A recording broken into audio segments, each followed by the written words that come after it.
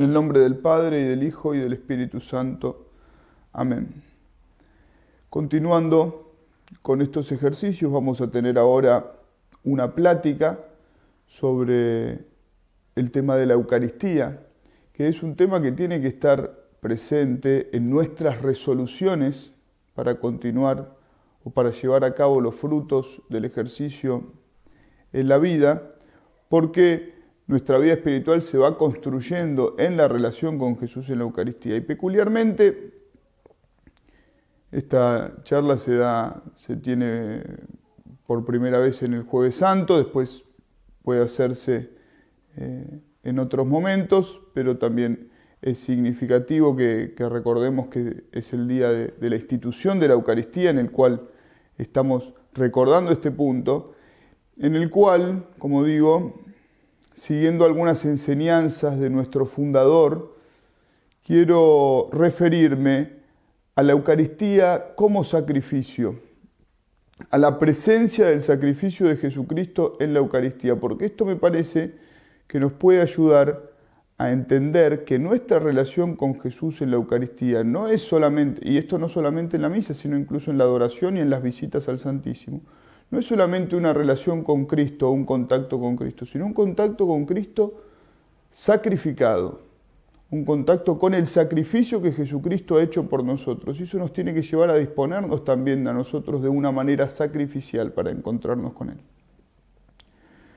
Para abordar el tema, vamos a recordar algunos puntos de teología sacramental que me parece que son útiles, si bien pueden ser un poco arduos, sobre todo para quien no esté acostumbrado al conocimiento teológico, pero que creo que pueden ser útiles para reflexionar o para intentar comprender.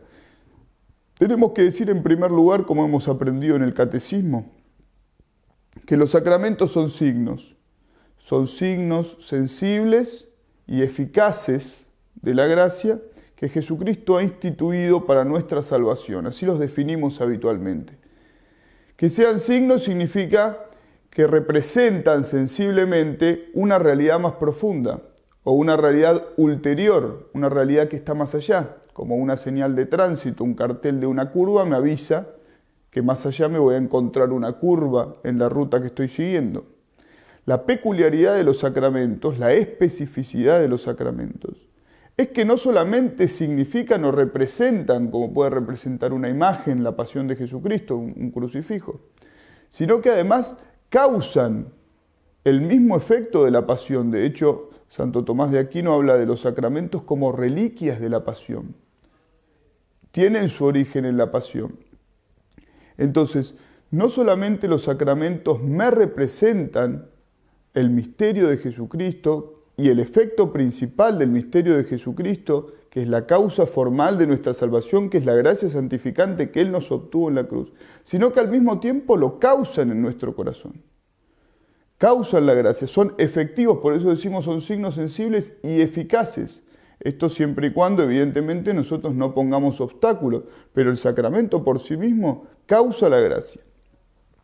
Ahora bien, diciendo que los sacramentos son signos sensibles y al mismo tiempo eficaces, y que son instituidos por voluntad de Cristo, tenemos que reconocer que el efecto que producen es aquello que se significa en el sacramento.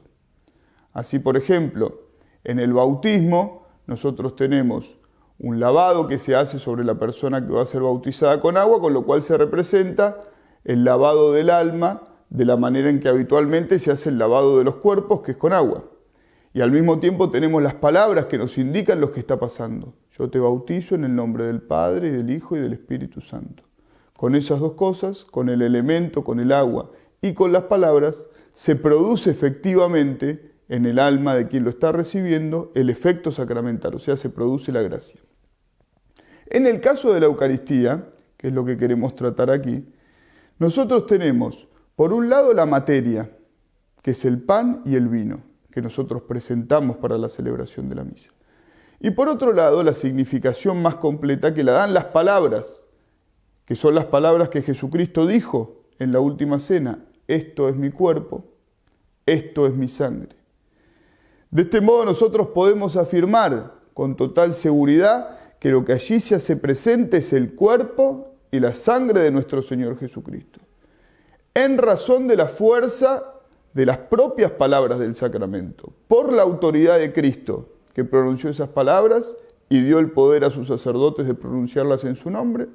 Nosotros decimos que donde antes había pan, ahora está el cuerpo de Jesucristo, y donde antes había vino, ahora está la sangre de Jesucristo. Esta es una distinción teológica un poco fina, pero me parece que es importante también recordarla.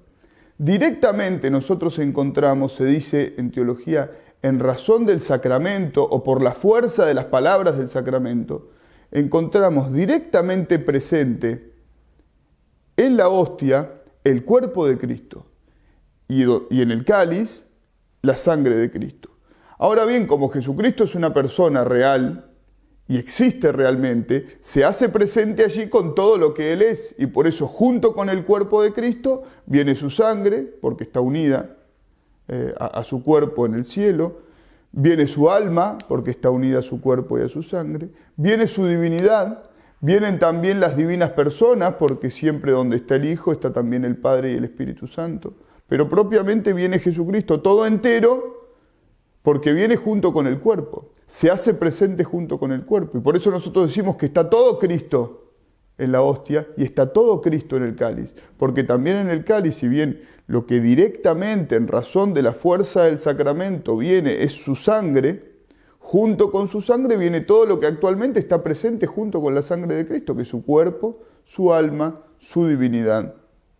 Y eso viene, se dice en teología, por concomitancia, porque realmente está unido, y las cosas que realmente están unidas no se tienen que separar. Por lo tanto, nosotros decimos que tenemos presente en la Eucaristía, después de haberse hecho el sacramento en la consagración por el sacerdote, en la hostia donde antes estaba el pan, el cuerpo de Jesucristo, y con el cuerpo de Jesucristo todo Cristo. En el cáliz tenemos la sangre de Jesucristo y con la sangre de Jesucristo todo Jesucristo. Y hay algunas cosas más que se tienen que hacer presentes y que se hacen presentes en razón de los signos, que son los aspectos sacrificiales del misterio de Jesús. Porque nosotros tenemos por un lado el cuerpo y por otro lado la sangre.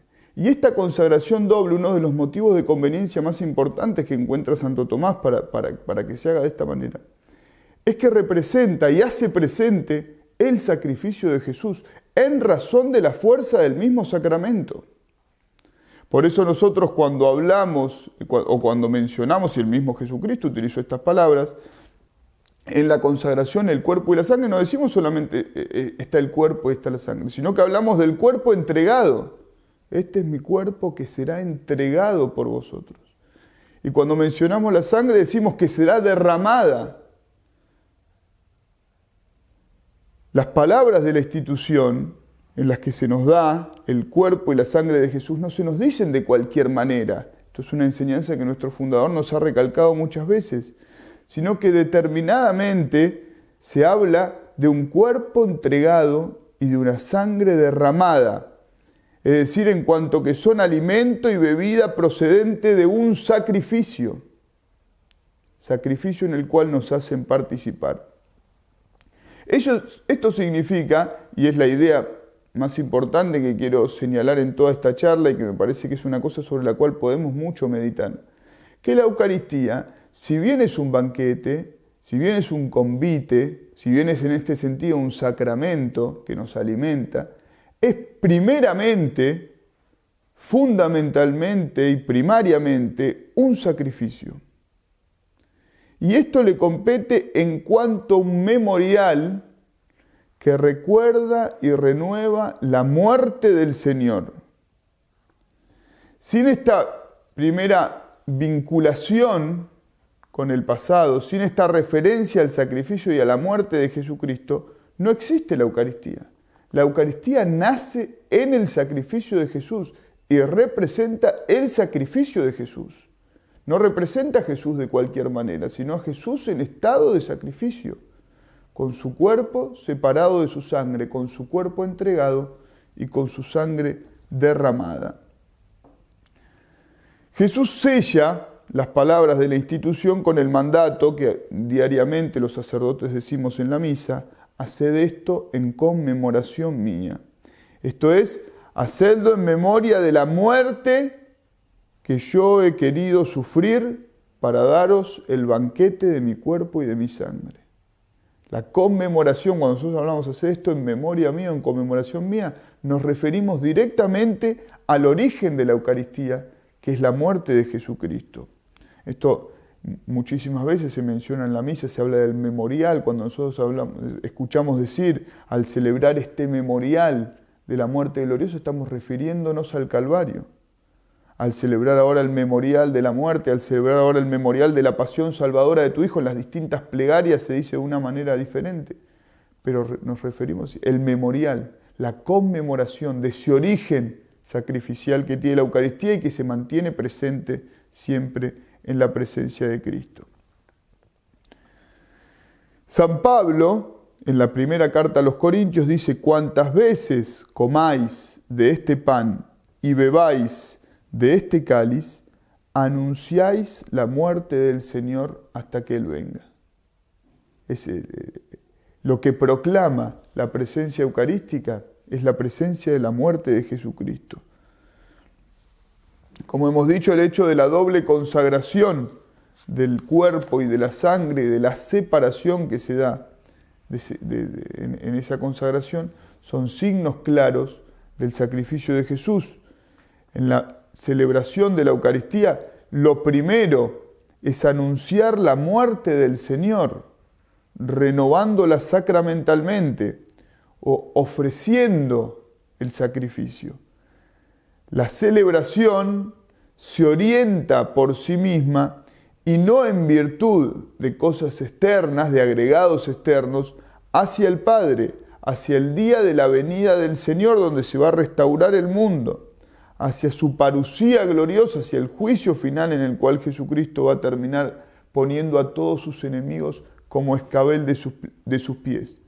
Pero esa orientación a la gloria, que nosotros, esa prenda de la gloria futura que es la Eucaristía, procede de un origen muy concreto y posee un contenido muy preciso.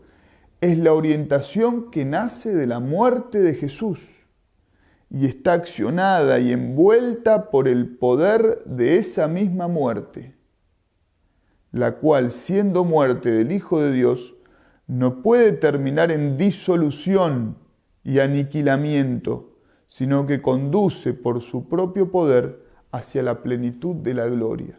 Si la Eucaristía tiene como efecto en nosotros la gloria futura, por eso la llamamos prenda de la gloria futura, Santo Tomás lo llamaba así, es porque tiene su origen en la causa de nuestra justificación, que es la muerte de Jesucristo.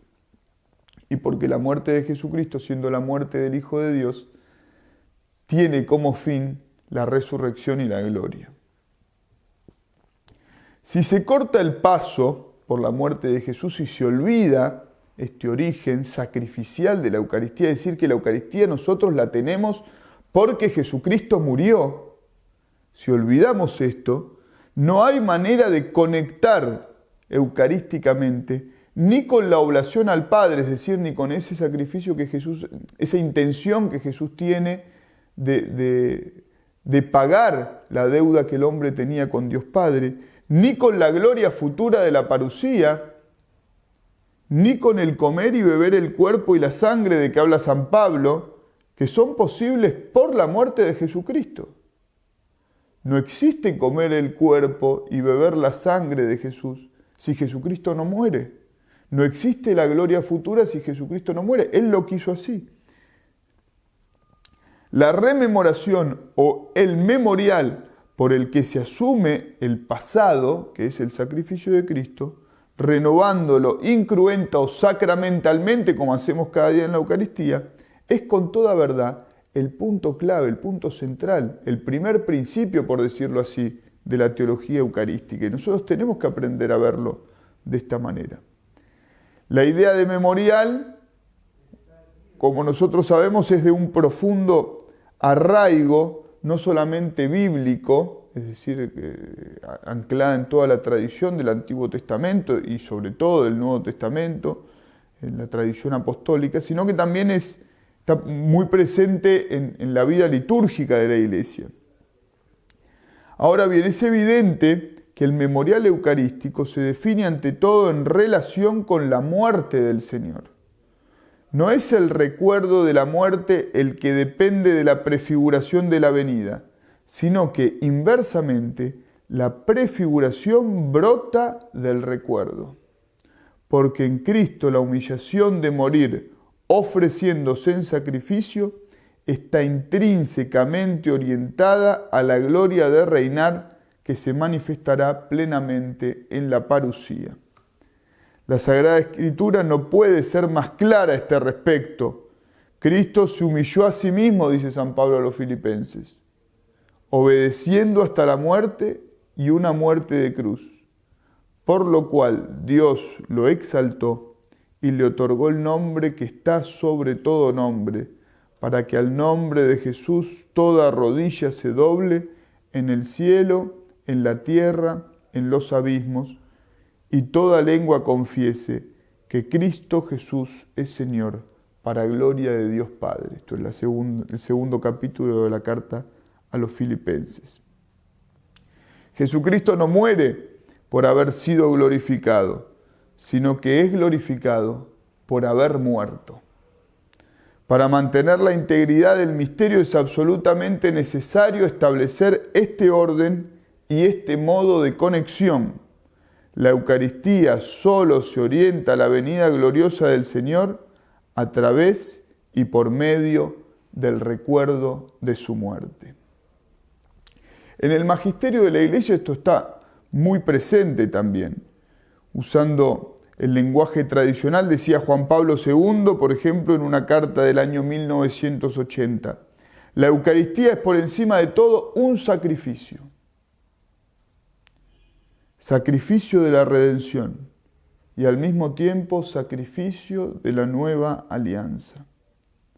La Iglesia se realiza, decía también el mismo gran Papa, cuando en la unión y comunión fraterna celebramos el sacrificio de la cruz, cuando anunciamos la muerte del Señor hasta que Él venga, y luego cuando, compenetrados profundamente en el misterio de la salvación, nos acercamos comunitariamente a la mesa del Señor para nutrirnos sacramentalmente con los frutos del sacrificio propiciatorio de nuestro Señor Jesucristo.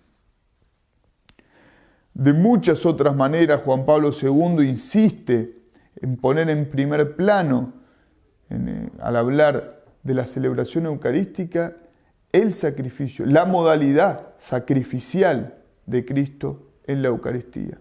Consiste precisamente esto en renovar, bajo símbolos sacramentales, el sacrificio de la cruz.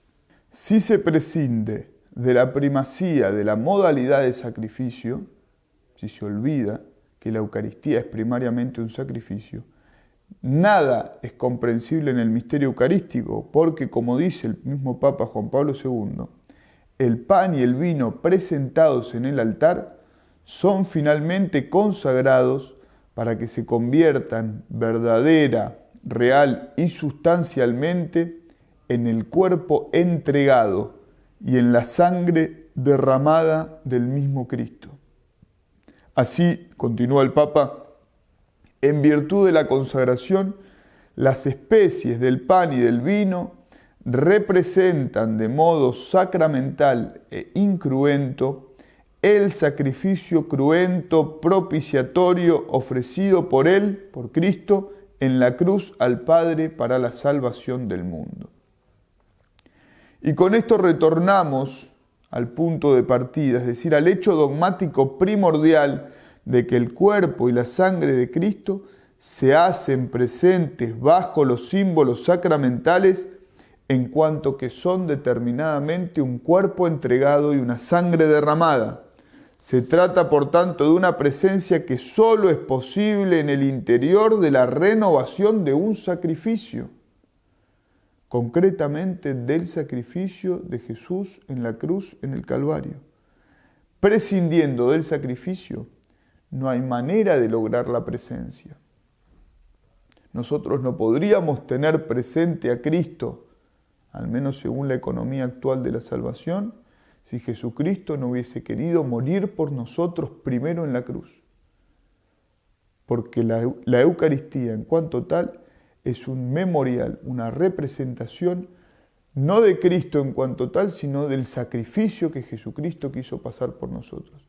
Por eso nos hace presentes a Cristo, pero nos hace presentes a Cristo en estado sacrificial. Y esto condiciona o tiene que condicionar nuestra manera de acercarnos a comulgar. Nosotros tenemos que intentar reproducir esos sentimientos que Jesucristo tuvo al acercarse a la pasión, intentando tener también nosotros una actitud sacrificial, una actitud de ofrenda respecto de Él, para unirnos en la comunión no solamente a Cristo, sino a Cristo sacrificado, y a su cuerpo entregado, y a su sangre derramada. Y esto puede verse también, o tiene implicancias en dos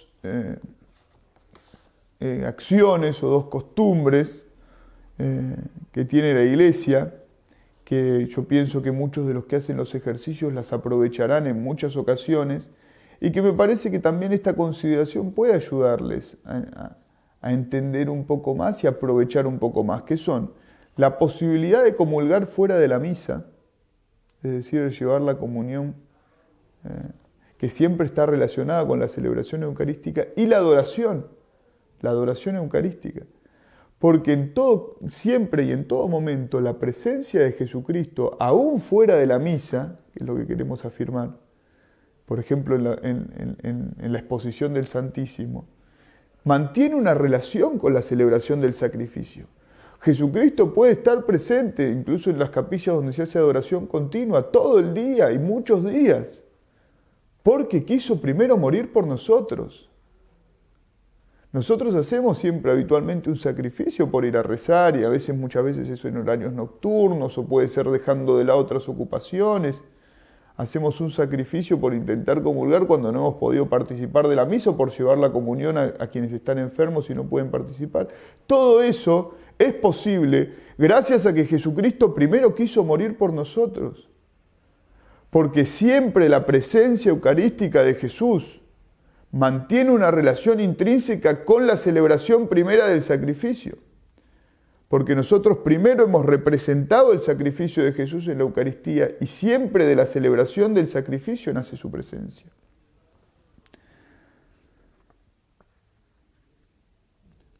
Respecto de la posibilidad de comulgar fuera de la misa, decía el Papa Pío XII que Cristo, por su propia persona, unifica las relaciones de altar y tabernáculo. No son dos misterios distintos, Jesús presente en el sagrario y Jesús en la celebración eucarística. Les imprime su verdadero sentido. Ante todo, el Señor se hace presente en la Eucaristía por el sacrificio del altar. No hay otra manera de que Jesucristo se haga presente que recordando el sacrificio que hizo por nosotros.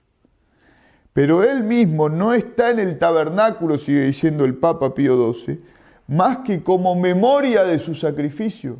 Nos lo sigue recordando, como memoria de su pasión.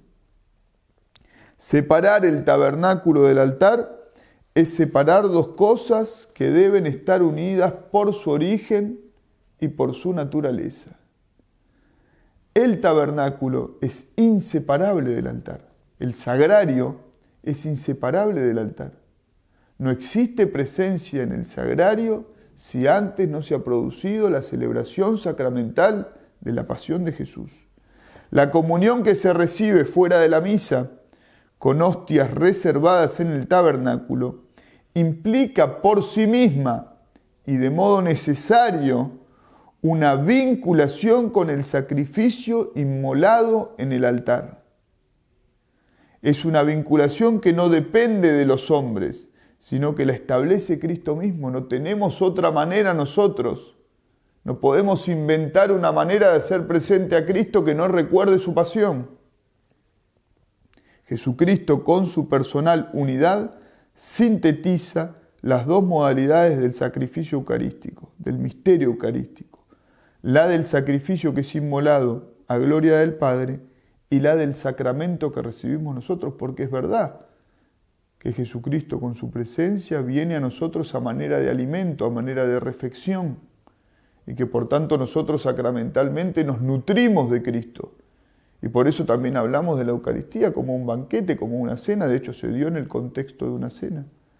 Pero siempre esta modalidad sacramental está en relación de dependencia con la modalidad sacrificial, porque la Eucaristía es sacramento y es sacrificio, pero primariamente es un sacrificio. Siempre de manera que la primacía corresponde al sacrificio, en el cual y del cual tiene origen la presencia que perdura después mientras se conserven las especies de pan y vino.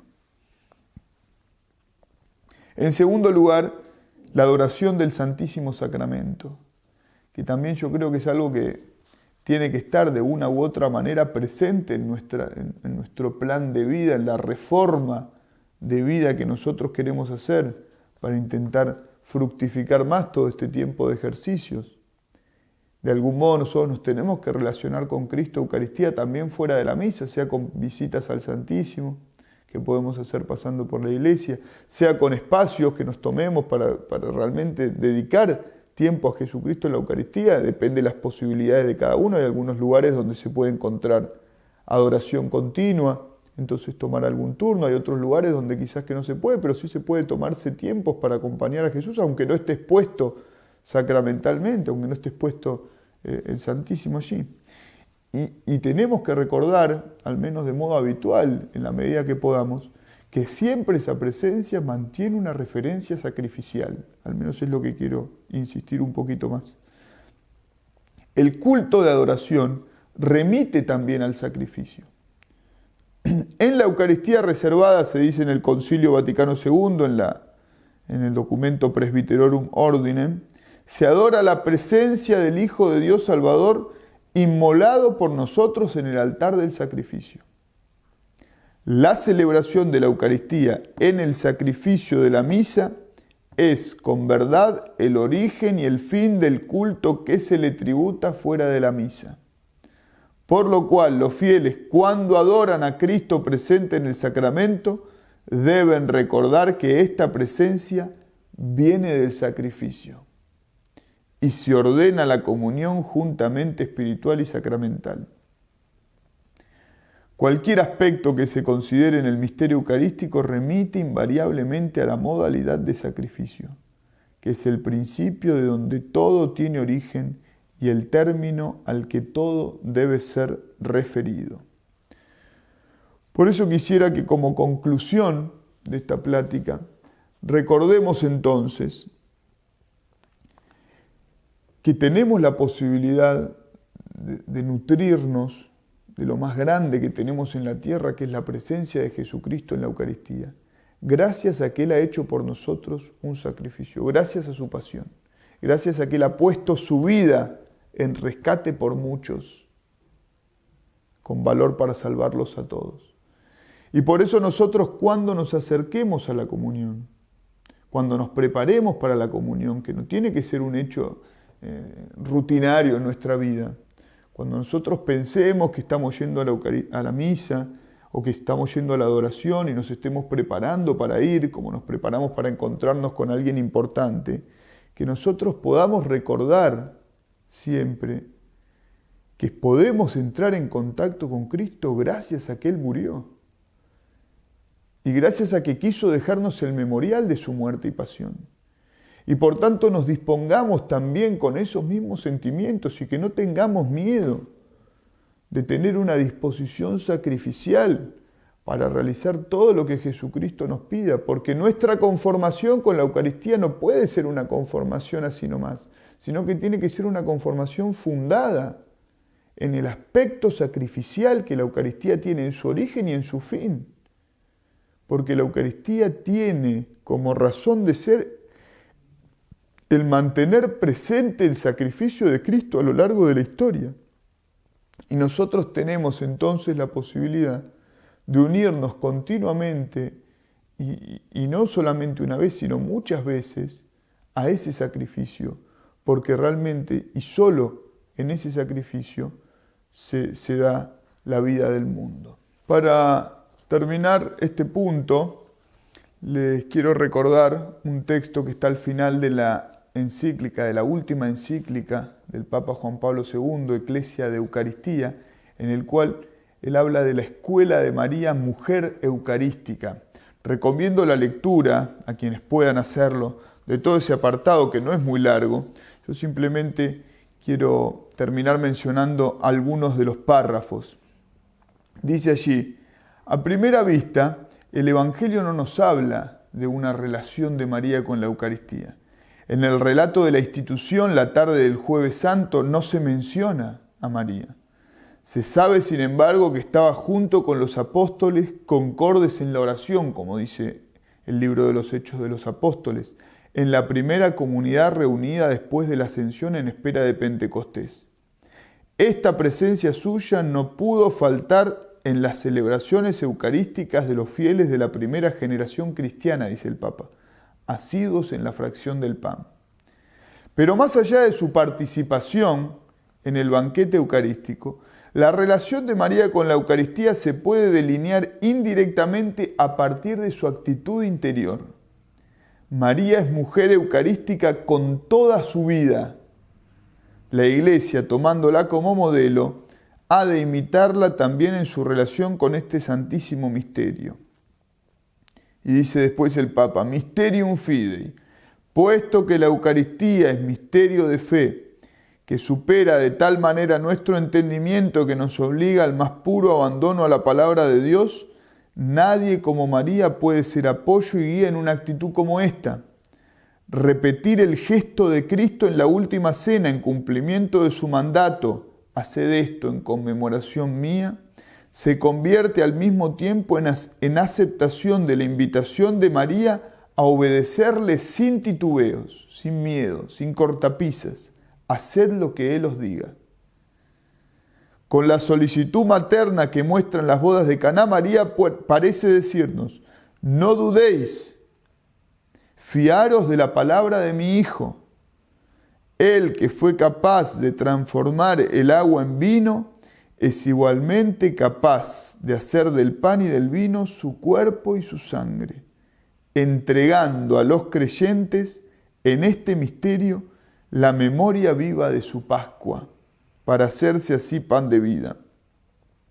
En cierto sentido, María ha practicado su fe eucarística antes incluso de que ésta fuera instituida, por el hecho mismo de haber ofrecido su seno virginal para la encarnación del Verbo de Dios.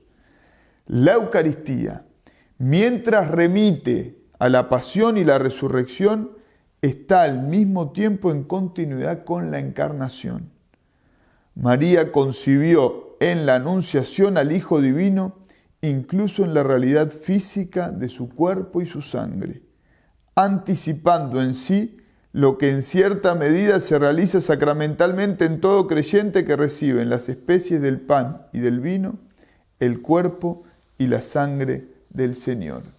Y más adelante va a decir de una manera muy hermosa el Papa Juan Pablo II: ¿cómo imaginar los sentimientos de María al escuchar de la boca de Pedro, Juan, Santiago y los otros apóstoles las palabras de la última cena? Este es mi cuerpo que es entregado por vosotros. Aquel cuerpo entregado como sacrificio, dice el Papa, y presente en los signos sacramentales, era el mismo cuerpo concebido en su seno. Recibir la Eucaristía debía significar para María como si acogiera de nuevo en su seno el corazón que había latido al unísono con el suyo y revivir lo que había experimentado en primera persona al pie de la cruz. Haced esto en recuerdo mío. En el memorial del Calvario está presente todo lo que Cristo ha llevado a cabo en su pasión y muerte. Toda la pasión y la muerte de Cristo, todo el misterio redentor de Cristo están presentes en la Eucaristía.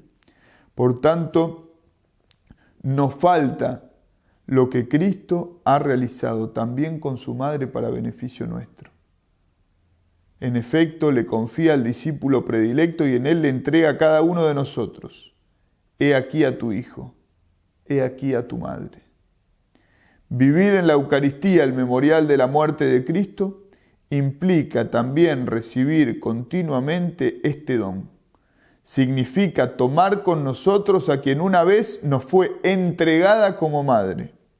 Significa asumir al mismo tiempo el compromiso de conformarnos con Cristo, aprendiendo de su madre y dejándonos acompañar por ella.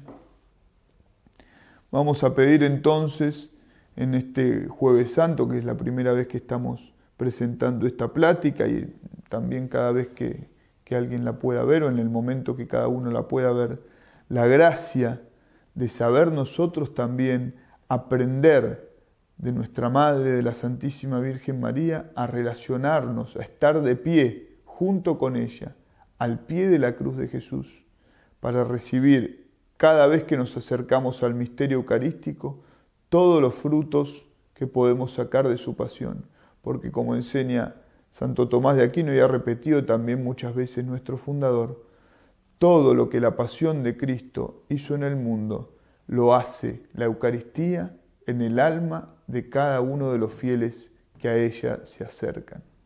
Que sepamos entonces obtener de esta fuente infinita de frutos espirituales todas las gracias necesarias para no tener miedo y para seguir adelante con fortaleza de la mano de nuestra Madre María en el camino de la santificación. Ave María Purísima, sin pecado concebida. En el nombre del Padre, y del Hijo, y del Espíritu Santo. Amén.